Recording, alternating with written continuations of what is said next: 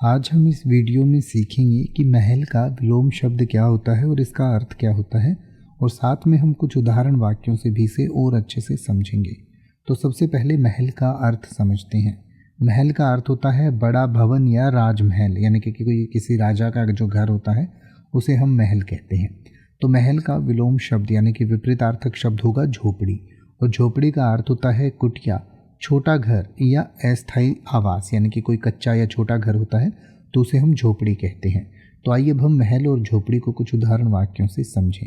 जैसे कि आप ये कह सकते हैं, समारोह के लिए महल को भव्य सजावट से सजाया गया, या फिर आप कह सकते हैं समारोह के लिए झोपड़ी के छोटे आंगन में कुछ साधारण फूल ही लगाए गए थे। या फिर आप कह सकते हैं महल के अंदर आलीशान कमरे और आधुनिक सुविधाएं होती हैं। या फिर आप कह सकते हैं झोपड़ी में रहने वालों के पास बस बुनियादी सुविधाएं ही होती हैं। अब आप किसी भी वर्ड का मतलब हिंदी और इंग्लिश में YouTube पर सर्च कर सकते हैं। आपको मेरी वीडियो मिल जाएगी जिसमें आप बिना किसी फालतू बकवास के सीधा उस वर्ड का मतलब समझ पाएंगे। तो ऐसी ही वीडियोस को देखते रहने के लिए चैनल को सब्सक्राइब करें और बेल आइकन को प्रेस करें।